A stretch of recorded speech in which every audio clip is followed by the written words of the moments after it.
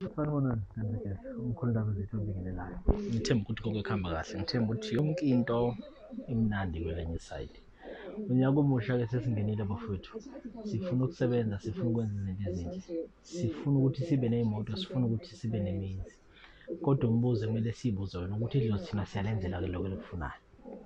Umbuzo vele sihlale siwubuza, uyalenzela idlozi lakho lokho elifunayo nje ukuthi ufuna iy'moto, ufuna umuzi, ufuna ini. Kodwa-ke asazi. Yazi nginokuthula imibuzo kubantu kwesinye isikhathi exakayo. Ethi mkhulu, angisebenzi bese ngithi mina awuke wahamba nowayofuna ey'nhlanyeni. Phela abantu abasebenza ngabantu babizwa ngey'nhlanya kuthiwa iy'nhlanya. Ngizosibeka isizathu salokho kodwa. Uma yithi umuntu angikase ngaya ngawofuna, okay fine, why ungayanga wawofuna? Kunezinto okumele ungayiqapheli, ekumele uhambe uyoy'hlola uthi uma usuyithola bese uzokwazi ukuthi uzenze, ukwazi ukuthi impilo yakho ilume. Kubalulekile kakhulu uhambe uyohlola, then uzokwazi ukuthi uphila. So iphoyinti lami ngifuna ukubuya lithini, yini ndaba belaphi bebizwa ngenhlanya kuthiwa iy'nhlanya, bayahlanya. Ziningi izathu ezingasho lokho kakhulu kuthiwa iy'nhlanya, iy'nhlanya, iy'nhlanya nawe ekhaya bathi nedlozi bese bethi uyahlanya. So eminingini bey'mpawu inakho njengabantu bakamoya, ziningi izinto oyaye uy'bone, ziningi izinto oyaye uhlangabezane nazo, you-understand, uma ngazisho. Okokuqala nje, awuboni izinto ey'bona ngabantu kwesinye isikhathi. Kuyenzeka umuntu kamoya ethi, heyi, khathi ngibona ugogo la, njengoba ngibona nje ugogo, khathi ngibona ugogo la, wena uthi uphi ugogo, you-understand. Yingakho kuthiwa iy'nhlanya, hhayi ngoba basuke behlanya ikhanda, yingoba babona lezi zinto ey'ngabonwa bona, bezwa lezi zinto ey'ngaziwa. Yingakho kuthiwa iy'nhlanya abantu bakamoya. So nawe ungabe ukhala, ungadumali futhi wayibiza ngohlanya because ubona lokho abangakuboni kona. But-ke kancane kancane sizofundisana bafowethu, sizokhulisana sibone ukuthi siyaphi sonke. Ngicela ukuthi uma nithola ithuba nje nimeme abantu, nimeme abangani benu, ni-subscribe kule channel, then sizokwazi ukuthi sikhulisane kancane kancane. Kulo nyaka ziningi izinto esisazozenza kakhulu ngendlela eyisimanga.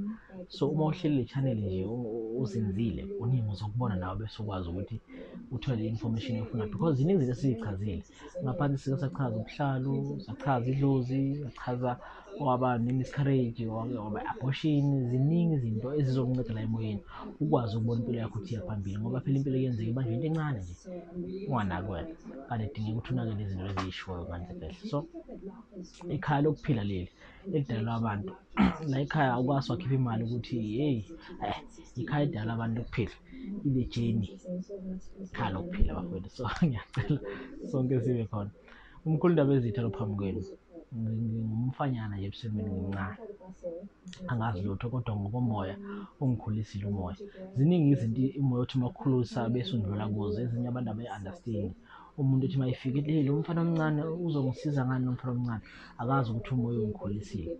So ngumfanyana nje omncanyana, mkhulu ndaba ezitha edlozini, ngikuphiwe lokho bafowethu. So angiy'ncome mina, angikwazi ukulapha, idlozi elikwazi ukulapha, idlozi lakhe likwazi ukulapha. Mina umsebenzi engiwenzayo isikhathi esiningi ngiyaye ngiwufunele iy'mpendulo ongenazo wena, nami engenazo.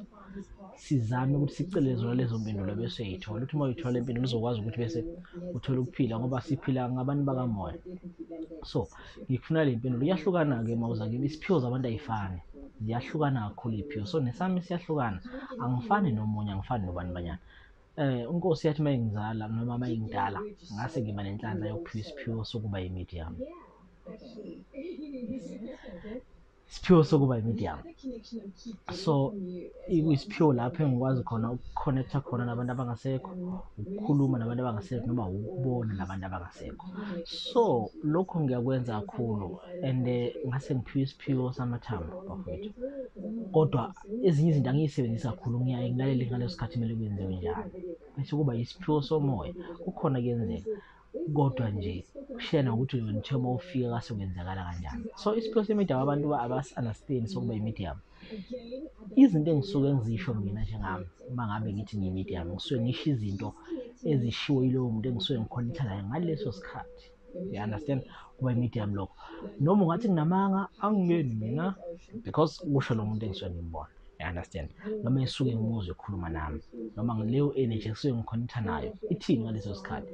Ikona kuba i-medium leyo ngaleso sikhathi. Kuhlukile kunokushaya amathambo, kuhlukile kunokulalela umoya, ukuprofitha. Yazi ukuthi umuntu omdala esimeni saphakade, you understand. So lezi zinto zihlukile bafowethu. So ebukhoneni bami ngiphiwe ngalezo ndlela, ngiyaye ngithi angazi-ke mina, angazi, kodwa ulwazi enginalo engiliphiwa ngabantu abadala, engiliphiwa idlozi, ya, engiliphiwa idlozi. Alukho olunye ulwazi enginalo engake ngayikhandela lona ngoba ngizodukisa abantu. Engiliphiwa idlozi bese ngikwazi ukuthi ngindlulisele kubantu.